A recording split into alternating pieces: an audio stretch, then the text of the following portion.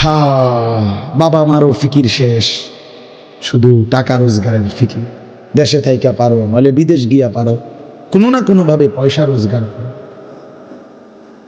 টাকা রোজগার করলে মা বাপ খুশি, টাকা রোজগার না করলে না অখুশি।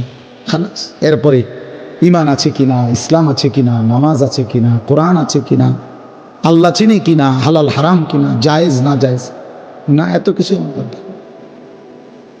ফুতেরে জিগায়ও না যে ফুদ কামাই যে করতেছ কি হালাল কামাই করো না হারাম না, এত কিছু দরকার। টাকা দিতেছে, খাইতেছে, ঘুমাইতেছে, বিল্ডিং করতে আছে, জমি কিনতে আছে, আপেল মালটা খাইতেছে।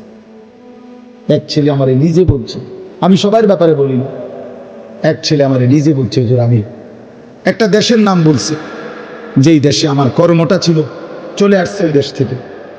আমার বলছে যে আমার কর্মটা হলো এই মদের বার, মদের হোটেলে নারী পুরুষ উলঙ্গ জিনাবে বিচার করে আমার দায়িত্ব শুধু পাশে দাঁড়িয়ে মদের বোতল নিয়ে দাঁড়ায় থাকা, যতবার তারা চায় অতবার তাদেরকে মদ গ্লাসে ঢেলে দেওয়া, তাদের হাতে তুলে দেওয়া।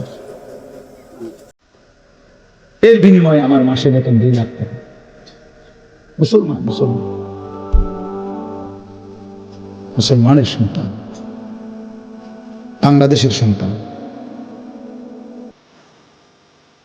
তো এই টাকা যখন বাবা খাচ্ছেন, বিল্ডিং করতেছে, কোনো টেনশন নাই। আমি আবারও বলছি, আমি সবার জন্য বলি, ওই বলছি দেখে অট্টা করেছি, কথা বুঝছেন? আমি তো নাম ঠিকানা বলি না। এই জন্য আমার বাপ, হে চোর, এদিকে এই সম্পদের জন্য চুরি করেছিলে, আজ যা দরকার না। আইয়ুহাল কাতির, হে ডাকাত, এদিকে এদিকে আসো, এই সম্পদের জন্য ডাকাতি করছি, আজ না। হে আত্মীয়তার, আইয়ুহাল কাতির, আত্মীয়তার সম্পর্ক ছিন্নকারী ব্যক্তি, আসো। এই জন্য ভাইয়ের সাথে যুদ্ধ করছো, বোনের সম্পদ নষ্ট করছো, চাচারে সম্পত্তি দাও না, এই জন্য, এই দুনিয়ার জন্য নাও, এখন না, এখন যা লাগে নাও। এইভাবে প্রত্যেক নাফরমান পাপীকে, হে হারামখোর সুদ করে দিগা, এখানে টাকা যা লাগে নে, নে বাটপার, এখান থেকে টাকা নে, কি পরিমাণ টাকা দরকার ছিল নে। এইভাবে রাসূলুল্লাহ সাল্লাল্লাহু আলাইহি সাল্লাম বলেন, দুনিয়ার এই সম্পদগুলো কথা বলবে আর ডাকবে, ডাকলে মানুষ, আচ্ছা এটা তখন কেরম লিখবো, কথা বোঝেন নাই? এডিজন কথা বলবে, ডাকাডাকি করবে, মানুষ কি বলবে? লোকেরাও তো সবাই দাঁড়াইছে, মানুষও তো দাঁড়াইছে, তারারই তো ডাকতেছে, তো তারা কি বলবে? ওয়াকালাল ইনসানু মা লাহা, আল্লাহ নিজেই বলতেছে, লোকেরা তখন মানুষগুলো বলবে মা লাহা, এটা কি হলো, আরে এটা কি কারবার, এগুলো কথা বলে কেমনে, এগুলো কি কয়, এরা আমারে চিনলো কেমনে, আমি যে সিটার, আমি বাটফারে চিন্না লাইলো, ইন্নারিল্লাহ, একের পুরা ধরা অনবিচার আচার কিছুই শুরু হয়েছে না, এখনই বেজ্জুতি, বাকিটা তো অবস্থা খারাপ। মানে অর্থাৎ মানুষগুলো অবাক হয়ে বলবে মা লাহা, কি হলো জমিনে, কি হলো এগুলোর, এরা এমন করছে কেন, এরা কথা বলছে কেন? আল্লাহ বলেন ইয়াউমাইদিন তুহাদ্দিসু আখবারাহা, আল্লাহ তাআলা বলেন, বান্দা হে কি দেখছো হবে, এই মাত্র দেখলা স্বর্ণ রূপ্য টাকা পয়সা কথা বলে, এখনই না দেখবা আসল খেলাটা। ইয়াউমাইদিন তুহাদ্দিসু আখবারাহা, আল্লাহ বলেন এখন দেখবা সরাসরি এই হাসরের মাঠে তোমার সামনে, তোমার পায়ের নিচের জমিন, তোমার পুরা জিন্দেগির কথা, তোমার যত তথ্য, ভালো কিংবা মন্দ, নেক কিংবা গুনাহ, তোমার সমস্ত কিছু রাতের কিংবা দিনের, একাকী কিংবা প্রকাশ্যের, গোপন কিংবা আড়ালের, আল্লাহর কসম জমিন সবটা এখন তোমার সামনে বলে দিবে। ইয়াউমাইদিন তুহাদ্দিসু আখবারাহা,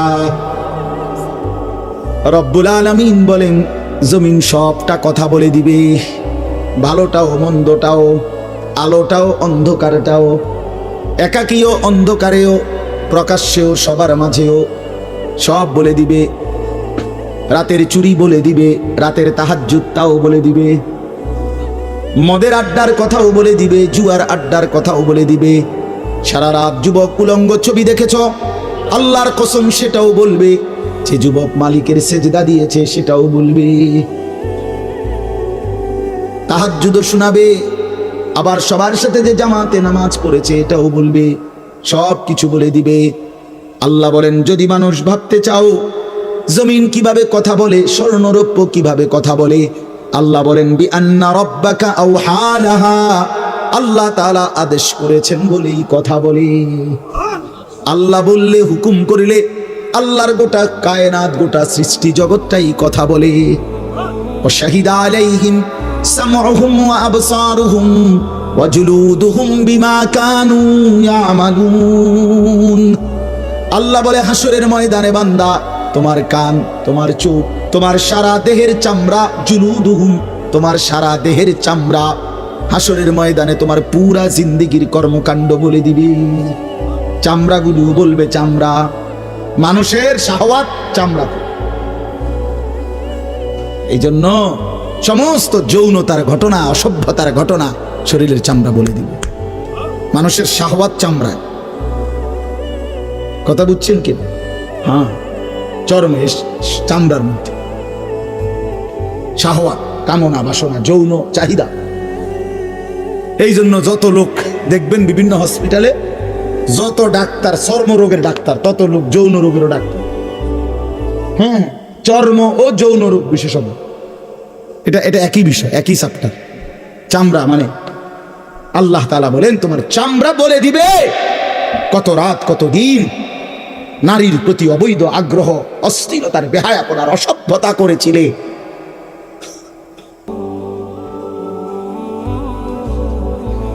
হায় হায়।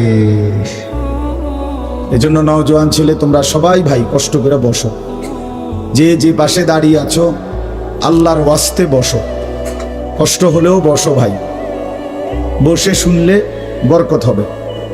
মোবাইলটা হাতের যাদের, এটা বন্ধ করে দাও। হাতে ধরা যেই মোবাইলগুলো, এগুলো বন্ধ করে দাও ভাই, এগুলো নামায় ফেলো। আমাদের চেহারার দিকে তাকাইয়া আল্লাহর কথা মনোযোগ দিয়ে শুনলে লাভ হবে। আসলে বাস্তবতা হলো, প্রতিটা আয়োজন কষ্টের আয়োজন। এক একটা মাহফিলের মধ্যে অনেক মেহনত করতে হয়। 2 টাকা, 10 টাকা, 20 টাকা, 50 টাকা একত্র করেই এরপর একটা মাহফিল।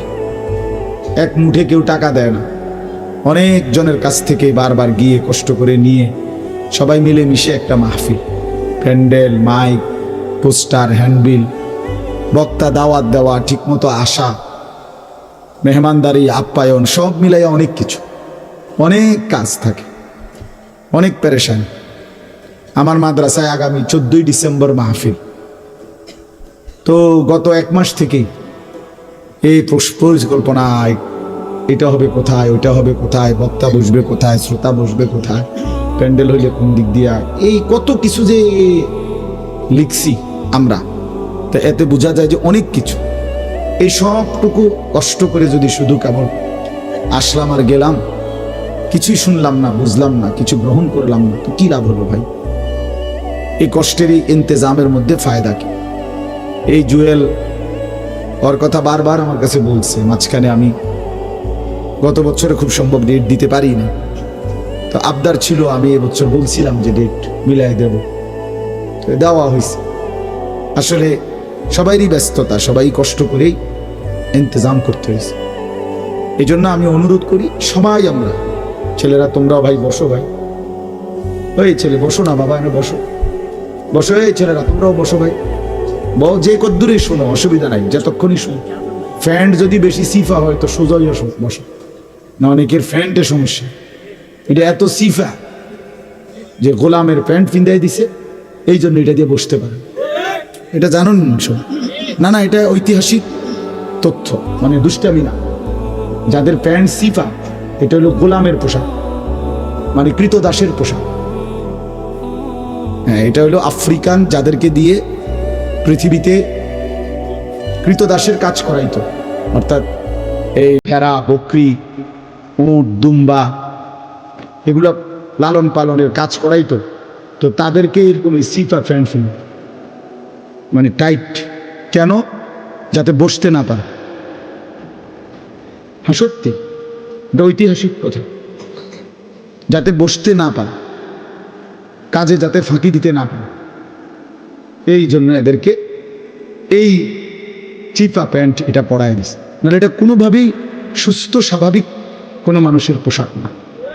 সামান্যতম সুস্থতা আছে তার ভিতর, সে এত টাইট এটা পড়ে কি বেচারা, হাঁটে কেমনে, বসে কেমনে, পেশাব পায়খানার জরুরত আছে মানুষের, তাইলে এটা পড়া মানে দাঁড়াইয়া প্রস্রাব করা ছাড়া তো অন্য কোনো সিস্টেম নয়, নাহলে এটা সে কীভাবে বুঝবে? তাইলে এত কষ্ট করে মানুষের পোশাক আল্লাহ তাআলা নাজিল করেছে। ইয়া বনি আদমা কাদ আনজালনা আলাইকুম লিবাসান, কোরআন শরীফে আছে। আল্লাহ বলেন, হে বনি আদম, আমি আল্লাহ তোমাদের উপরে পোশাক নাজিল করেছি। পোশাক আল্লাহর দেওয়া। এই যে মানুষ পোশাক পরার এই অনুভূতি, এটা আল্লাহর দেওয়া। আদম আলাইহিস সালামকে আল্লাহ তাআলা সৃষ্টি করে পোশাক ছাড়া পেশ করে নাই ফেরেশতাদের সামনে। কি মনে হয় আপনার? খোলামেলা, বুঝছেন না কথাটা? তো ওনার গায়ে কি ছিল? পোশাক ছিল। তো আল্লাহ তাআলা যখন থেকে আদমকে সৃষ্টি করলেন, তখন থেকে আদমের গায়ে পোশাকও দিল, সেই থেকেই পোশাক। ইউয়ারি সাওআতিকুম ওয়ারিশা, এটা স্পষ্ট। আল্লাহ বলছে দুইটা উদ্দেশ্যে পোশাক দিলাম। এক, এটা তোমাদের লজ্জা ঢেকে দিবে, আর ওয়ারিশা, এটা তোমাদের সৌন্দর্যের উপকরণ হয়। তাহলে এটার মধ্যে একটা আর্ট আছে, সৌন্দর্য আছে, এটা লজ্জা ঢাকবে। এখন যদি লজ্জাই না ঢাকে, এটা যদি সতরই না ঢাকে, তো এটা হলো কি? আল্লামা তকি উসমানী দামাত বারাকাতুহুমুল আলিয়া হযরত বলছেন যে কোনো মানুষের, পুরুষের সতর কোমর থেকে নিয়ে, নাভি থেকে নিয়ে হাঁটু, এটুকু জায়গা এভাবে ঢাকতে হবে। একে তো মোটা হইতে হবে কাপড়, যাতে করে পাতলার কারণে চামড়া দেখা না যায়। আরেকটা হলো এতটুকু ঢিলে ঢালা হইতে হবে, যাতে করে এতটা টাইট হইয়া না লাগে, যেন অঙ্গ প্রত্যঙ্গ, রান, পিছনের অংশ কার কেমন এটা বোঝা না যায়, স্বাভাবিক যেন ঢিলে ঢালা হয়। নাই তো এটা কি হয় না, পোশাক হয় একবারে শরীর সাইজ কাইটা কাইটা বানানো, এটা কোনোভাবেই সৌন্দর্য না। তো এই জন্য এটা গুরুত্বপূর্ণ বিষয়। এটা বলে অনেক সময় অনেকে দেখি, এই বেচারা আমাদের সাথেও কোনো সময় দেখা করতে আসলে মাদ্রাসায়, মনে করেন মাহফিলের দাওয়াত দিতে আসছে, অথবা এমনি দেখা করতে, তো আমাদের তো নিচে বসতে হয়, চেয়ার টেবিল নাই। তো এই নিচে বসতে কইলে আগে তারা এটারে টানতে টানতে ফ্রেন্ড যান শেষ। বেচারা নিজেও কষ্টে প্যারেশানিতে পড়ে, আমরাও প্যারেশানিতে পড়ি। এই জন্য স্বাভাবিক ঢিলে ঢালা পোশাক পরা উচিত।